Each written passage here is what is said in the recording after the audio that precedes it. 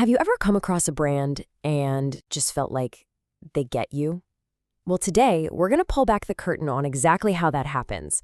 We're going to use a wellness guide for a product called Dentitox Pro as our case study to break down the psychological framework that brands use to, win us over.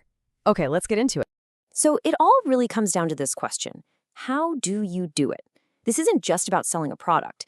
It's about a very carefully designed journey, one that's meant to take a customer's quiet, everyday frustration and actually transform it into some serious, enthusiastic loyalty. Let's break down how they pull it off step by step. All right, so the first step, and honestly, this might be the most crucial one, is to find a pain point that a lot of people share. And then you give it a name. It's all about taking that kind of vague feeling of dissatisfaction that we all have sometimes and making it real, tangible, by creating a common enemy that you and the brand can team up against. And just like that, the enemy has a name. Look at how this title from the guide, The Problem with Quick Fix Dentistry, immediately makes the status quo the bad guy. It's clever, right? It's not attacking all dentistry, just the quick fix approach. This is a classic way to start building that connection. And see how they actually define that enemy. The wording here is so deliberate. You've got words like aggressively, mask, and escalated. They paint this picture of a really harsh, kind of superficial way of doing things. This is totally designed to click with someone who's already thinking, I'm looking for a more natural way. So once that enemy is set up, the next move is to agitate the problem. Now, this isn't about making something up out of thin air. It's about taking the customer's existing discomfort and just turning up the volume, making the need for a solution feel way more urgent. Okay, this right here, this is masterful. That little phrase, quietly feel overwhelmed, that's just pure empathy. It's basically saying to the reader, hey, I see you. I get what you're worried about in private. Suddenly, this doesn't feel like a sales pitch at all. It feels like you're talking to someone who finally understands, and that is how you build trust. And then, boom, here's the pivot. It's brilliant. Right after validating all those feelings, the whole narrative shifts and asks a question.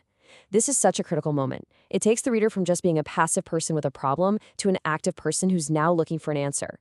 The brand just opened a door and is inviting them to walk right through. And of course, what's waiting on the other side of that door? The solution. Now that the problem has been set up and agitated, the product gets introduced. But it's not just another item on a shelf. It's positioned as the hero of this whole story. So meet our hero, Dentitox Pro. And just look at the visual branding here. It's all about nature. You see ingredients like sage and cinnamon, these earthy colors. Everything is designed to visually scream gentle and holistic. It is the perfect visual cure for all those harsh chemicals we were just talking about. Now, this is incredibly smart. The wording here is so important. It's not a treatment. It's not a cure. It's a supportive supplement. What this does is lower the stakes. It's telling the customer, hey, you don't have to break up with your dentist. You can just add this to your routine. It makes it a really low-risk decision. And here we go. This is the climax of the whole argument. This side-by-side chart makes the choice feel almost ridiculously simple, doesn't it? On one side, you have the old way. It's reactive, it's harsh, it's all short-term fixes. And on the other side, you have the new way, preventative, gentle, long-term support. The choice has been framed so that you, the customer, arrive at the right conclusion all on your own.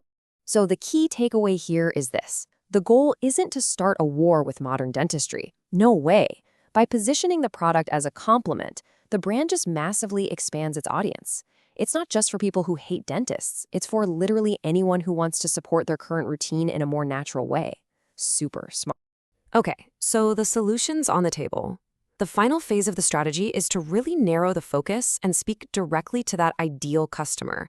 It's all about making a very specific kind of person feel like this product was made just for them.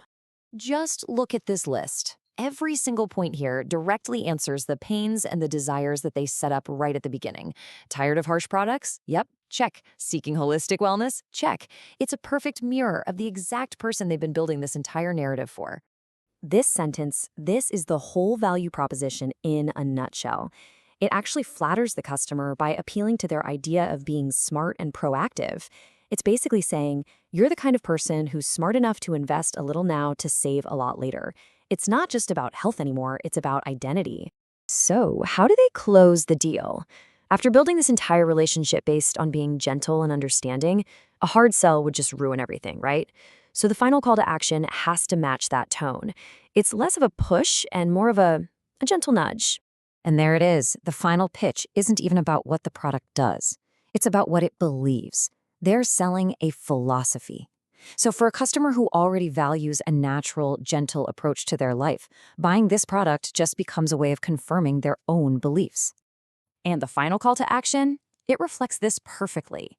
You're not going to see a big flashy buy now button. It's an invitation to explore, to decide for yourself. This puts all the power back in the customer's hands, making them feel like they're in total control. It's the last trust-building piece of a really persuasive journey. So let's just quickly run through that playbook one more time. First, you identify a common enemy. Then you agitate the customer's pain point. After that, you present your heroic solution. And finally, you align that solution with your customer's core beliefs. It's an incredibly powerful model, and it kind of leaves us with a final thought to chew on. When marketing speaks so directly to our deepest feelings and frustrations, where exactly do we draw the line between something that's genuinely helping and something that's just powerfully persuading?